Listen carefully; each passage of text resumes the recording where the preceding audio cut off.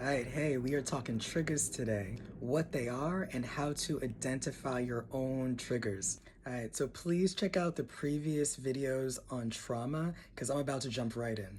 There's a part of your brain known as the amygdala, and your amygdala links your emotions to your memories like a kind of time capsule, which includes not just the facts of what happened, but also the memories, the feelings you felt in your body at that time, the thoughts in your head at that time, anything you saw, smelled, tasted, touched, heard, etc. And even your perspective, like how you saw the world in that moment. And your amygdala does that for every memory you have, including your trauma. And so a trigger is something that opens up that trauma time capsule. And when a trauma time capsule is suddenly opened, our bodies freak out, thinking that whatever the trauma is happening right now, and we're feeling all the things we felt at that time. So suddenly you're not your age anymore. You're 5 years old, you're 16 years old again, you're last month old. You're suddenly thrown back to that time period. And because your prefrontal cortex is turned off, remember, when we're dysregulated, when we're in crisis mode, when we're anxious, when we're depressed, whenever we're not chilling and regulated, our prefrontal cortex is turned off, meaning our critical thinking is turned off, our ability to connect with other people is turned off, our ability to problem solve is turned off. And that's why in those moments, when you're scared, when you're anxious, when you're angry, it's really hard to take in new information.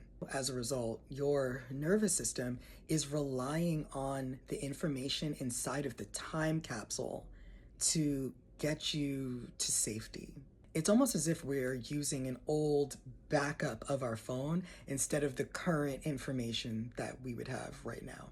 Which explains why so many of us act out of character or act like our old selves whenever we are anxious or angry. Now, because our prefrontal cortex is turned off and our critical thinking, etc., is turned off, our nervous system can make miscalculations, meaning we can be triggered by something that's not the actual danger or not an actual trauma. Our current wisdoms and all the things we learned over the years kind of goes a little bit out the window when we are dysregulated. So situations like being overstimulated by the environment, miscommunications with somebody in your life, being in situations that just feel too similar to the trauma can trigger you without the actual danger or the actual trauma being a thing. And it could be things that seem small in the grand scheme of things, but on top of everything else that people have going on in their lives, sometimes people's nervous systems, as a result of chronic and complex trauma, can be very sensitive. So even something relatively small can trigger a full fight-flight response or even a shutdown, which is something I explained in the trauma video. Things like poor air ventilation in a room can really affect someone's critical thinking and also their mood, and can lead to people becoming dysregulated. Think about how people act in a stuffy medical office or work office or bus stop or subway car. Think of how people start acting a little bit agitated, or even how certain lighting or certain temperatures can make people crankier, or even the holiday season being a sensitive time for people. Maybe certain sounds might remind people of very sensitive times in their lives. And talking about the holiday season in particular, this can trigger behaviors in people where people might become more agitated or might isolate themselves. Remember, the goal here is to learn your nervous system, learn your body, and be in a better relationship with yourself. Taking note of what your triggers are, what being triggered even feels like in certain situations so you can recognize it in the future, what your body needs from you and the other people around you to get you back to a regulated state is so key. It may or may not surprise you that if you've been following this series from chapter 1 till now, you already have 3 basic somatic tools to help you start this process. Grounding yourself is really important because it's a great way to let your body know that you are not actually in the past, despite what you're feeling, and that you're actually in the present moment. And this is also really important because it can be hard to know how much of what you're feeling and experiencing is related to your current present situation and how much of it is actually stuff that is in your trauma time capsule. Once you're grounded and in the present moment, the next step is to check in on what your body is experiencing. The body scan is a great tool to figure out which part or parts of your nervous system is activated and how the situation is affecting your body as a whole. And finally, the notice and name exercise helps you figure out the patterns to how your body responds to certain situations. What gets you activated and ready to fight? What makes you want to run away or avoid something? What makes you freeze? What makes you fawn and people please? And what makes you dissociate? Both the quick dissociation, like the moment you're triggered, you just shut down immediately, and then also the dissociation where you start that fight-flight response and then dissociate.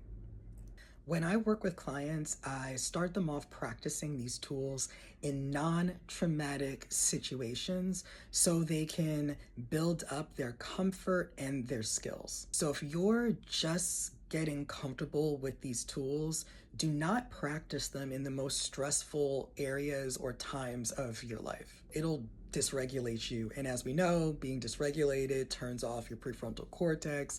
You need your prefrontal cortex on to learn new information. So therefore, you don't want to practice a new skill under stressful circumstances because you won't retain that information anyway. So it's low-key a waste of your time.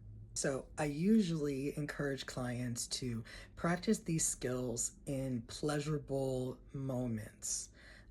Or chill moments, either alone or with someone else. In each chapter where I go into detail about each of these skills, I'm encouraging you to start slow, to start with pleasure, however small. That is really key. After you've been practicing these skills with small, little, pleasurable, chill things, then you can start moving on to little bit more complicated things like sounds, movement, visual things, temperature, right? How does your nervous system act when you're cold? How does your nervous system act when you're hot? How do certain sounds affect you? How does looking at certain stimuli like videos or movies or looking outside or looking at what you see in your commute? Certain movements can be relaxing, certain movements can be anxiety provoking, right? Just getting curious. And then depending on the situation, right, you can start getting curious about how words or language or social interactions affect you. See how I'm taking things nice and steady before we even get to super stressful things, let alone trauma? There is no need to rush the healing process. And rushing can actually do more harm than good. The same way that when you're healing from a physical injury, you don't want to rush the process. The next chapter is going to cover biological rudeness, what it is, and how to tell the difference between misunderstandings, regular interpersonal relationship conflict, and actual danger. If this video was helpful or interesting to you, please consider joining my $3 Patreon or directly sponsoring someone for my donation-based private practice where I'm providing free somatic trauma therapy to low-income Black people.